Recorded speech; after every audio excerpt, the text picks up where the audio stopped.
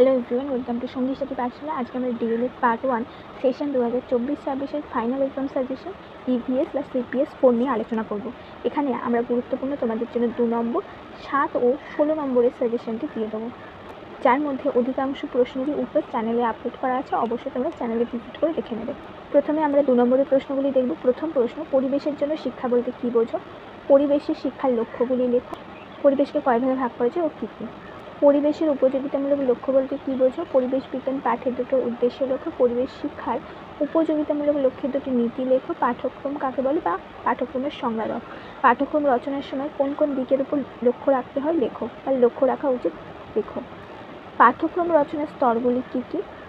পাঠ্যক্রম রচনার সমন্বয় নীতি বলতে কী বোঝো? পাঠ্যক্রমের প্রয়োগ কাকে বলে বা পাঠ্যক্রমের সাথে পাঠ্যক্রমের মূল্যায়ন বলতে কী বোঝো? পাঠ্যক্রম ও পাঠ্যসূচির মধ্যে পার্থক্য লেখো। পাঠ্যক্রমের আধুনিক ধারণা বলতে কী বোঝো? এর দুটি বৈশিষ্ট্য লেখো। এই প্রশ্নটা 7তেও আসতে পারে। প্রস্তুতিকালীন বা ক্রমিক মূল্যায়ন বলতে কী বোঝো? এর বৈশিষ্ট্য অবশ্যই পড়বে। অন্তিম মূল্যায়ন বা সামগ্রিক মূল্যায়ন কাকে বলে? এর বৈশিষ্ট্য লেখো। শিক্ষণ সঞ্চালন কাকে বলে? বিভিন্ন প্রকার শিক্ষণ সঞ্চালনগুলির নাম লেখো। শিশুকেন্দ্রিক শিক্ষা কাকে বলে? নির্মিতিবাদ কাকে বলে? নির্মিতিবাদ কয় প্রকার ও কী কী? ব্যক্তিগত নির্মিতিবাদ ও সমাজ নির্ভর নির্মিতিবাদ বলতে কী বোঝো? শিক্ষণ পদ্ধতি বলতে কী বোঝো? ক্ষেত্র সমীক্ষা পদ্ধতি বলতে কী বোঝো? এই পদ্ধতির দুটি প্রয়োজনীয়তা লেখো। ক্ষেত্র সমীক্ষা পদ্ধতির দুটি সুবিধা ও অসুবিধা লেখো। প্রতিপাদন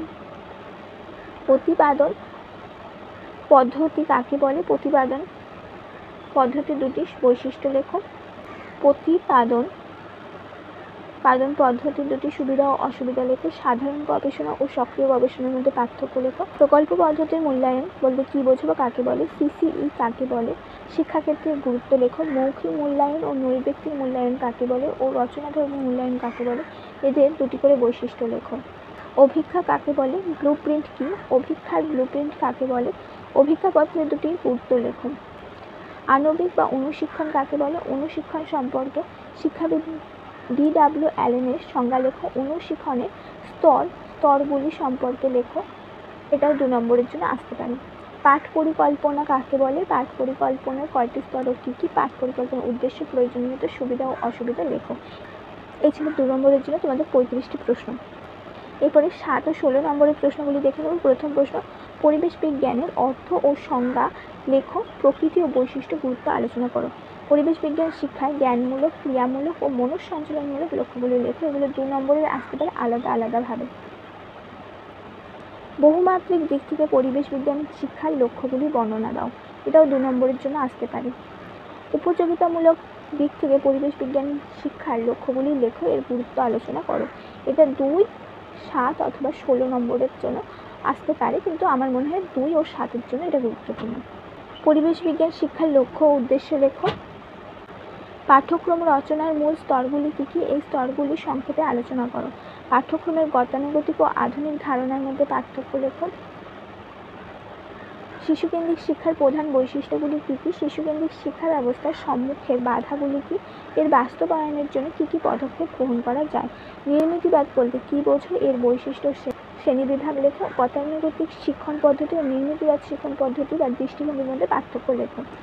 পরিবেশ বিজ্ঞান শিক্ষণে গল্প বলা পদ্ধতির প্রয়োগ কীভাবে করবে লেখো। সমস্যা সমাধান পদ্ধতি বলতে কী বোঝো? এর বৈশিষ্ট্য লেখো।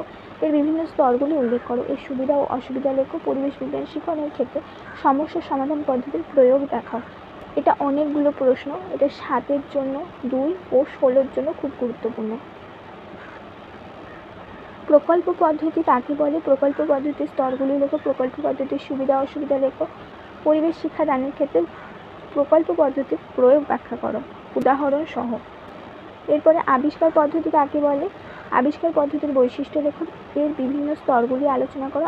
আবিষ্কার পদ্ধতি প্রয়োগ করে কিভাবে পরিবেশ বিজ্ঞান পাঠদান করবে উদাহরণ সহ উল্লেখ করো। আলোচনা পদ্ধতি বলতে কী বোঝো? আলোচনা পদ্ধতির বৈশিষ্ট্য লেখো। আলোচনা পদ্ধতির স্তরগুলি উল্লেখ করো। আলোচনা পদ্ধতিকে কিভাবে শ্রেণীকক্ষে প্রয়োগ করা যায় বা কিভাবে শ্রেণীকক্ষে প্রয়োগ করে পরিবেশ বিজ্ঞান পাঠদান করা যেতে পারে আলোচনা করো। এরপরে 15 নম্বর প্রশ্ন, সক্রিয় গবেষণা বলতে কী বোঝো? সক্রিয় গবেষণার স্তরগুলির বর্ণনা দাও। এর প্রকৃতি, বৈশিষ্ট্য, উদ্দেশ্য, প্রয়োজনীয়তা, সুবিধা ও অসুবিধা লেখো। সক্রিয় গবেষণা প্রয়োগ করে পরিবেশ বিজ্ঞান পাঠদানের উদাহরণ সহ ব্যাখ্যা করো। প্রাথমিক বা উচ্চ প্রাথমিকের পরিবেশবিদ্যা পুস্তক থেকে যে কোনো একটি একক নিয়ে সক্রিয় গবেষণার স্তরগুলি বর্ণনা দাও। পরিবেশ বিজ্ঞান শিক্ষণের উন্নতি সাধনে সক্রিয় গবেষণার ভূমিকা উদাহরণসহ ব্যাখ্যা করো। 18 নম্বর প্রশ্ন, পারদর্শিতার অভিজ্ঞা বলতে কী বোঝো? পারদর্শিতার অভিজ্ঞার স্তরগুলি লেখো। পারদর্শিতার অভিজ্ঞার গুরুত্ব উদ্দেশ্য লেখো। প্রাথমিক বা উচ্চ প্রাথমিক থেকে যে কোনো একটি একক নির্বাচন করে একটি পারদর্শিতার অভিজ্ঞা বর্ণনা করো। প্রাথমিক অথবা উচ্চ প্রাথমিকে যে কোনো একটি একক নিয়ে একটি সামর্থ্য ভিত্তিক পাঠ একক বিশ্লেষণ আলোচনা করো। 20 নম্বর প্রশ্ন, মূল্যায়ন কাকে বলে? মূল্যায়নের কৌশলগুলি লেখো। মূল্যায়নের প্রকৃতি, বৈশিষ্ট্য, লক্ষ্য, উপায়, সুবিধা ও অসুবিধা লেখো। বিভিন্ন প্রকার মূল্যায়ন সম্পর্কে আলোচনা করো। মূল্যায়নের প্রয়োজনীয়তা অবশ্যই লিখবে। আণবিক শিক্ষণ কাকে বলে? আণবিক শিক্ষণের উদ্দেশ্য, বৈশিষ্ট্য, প্রয়োজনীয়তা, গুণাবলী ও ত্রুটিগুলি লেখো। অনুশিক্ষণ চক্র বলতে কী বোঝায়? অনুশিক্ষণ চক্রের বিভিন্ন স্তরগুলি বিস্তারিত আলোচনা করো। এরপরে 23 নম্বর প্রশ্ন, ব্যক্ত শিক্ষণ ও অনুশিক্ষণের মধ্যে পার্থক্য লেখো। 7 নম্বরের জন্য গুরুত্বপূর্ণ। পাঠ পরিকল্পনায় নির্মিতিবাদের 5E শিক্ষণ মডেলের পর্যায়গুলি আলোচনা করো। 25 নম্বর প্রশ্ন, প্রাথমিক অথবা উচ্চ প্রাথমিকে আমাদের পরিবেশ পাঠ্যপুস্তকের যে কোনো একটি একক নির্বাচন করে যে কোনো একটি দক্ষতা অনুসরণ করে অনুপাঠটিকা বা মাইক্রো লেসন প্ল্যান প্রস্তুত করো। এবং 26 নম্বর ও শেষ প্রশ্ন, প্রাথমিক অথবা উচ্চ প্রাথমিকের আমাদের পরিবেশ পুস্তকের যে কোনো একটি একক নির্বাচন করে একটি পূর্ণাঙ্গ পাঠ্যটিকা বা ব্যক্ত পাঠ্যটিকা বা ম্যাক্রো লেসন প্ল্যান রচনা করো। এই সাথে তোমাদের যে ক্লাস 1 থেকে 5 এবং 6 থেকে 8 এই বইগুলো অবশ্যই, পরিবেশের এই বইগুলো অবশ্যই পড়বে। এখান থেকে বিশেষ করে প্রাথমিকের এখান থেকে প্রচুর শর্ট প্রশ্ন, 2 নম্বরের প্রশ্ন, 1 নম্বরের প্রশ্ন এসে থাকে।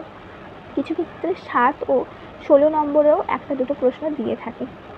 এই ছিল তোমাদের EVS এর আজকে 2, 7 ও 16 নম্বরের প্রশ্নের সাজেশন। অবশ্যই চ্যানেলে ভিজিট করে বাকি তোমাদের যে চাইল্ড স্টাডি, CC01 আর বেঙ্গলির সাজেশনগুলি আমরা দিয়েছি দেখে নেবে।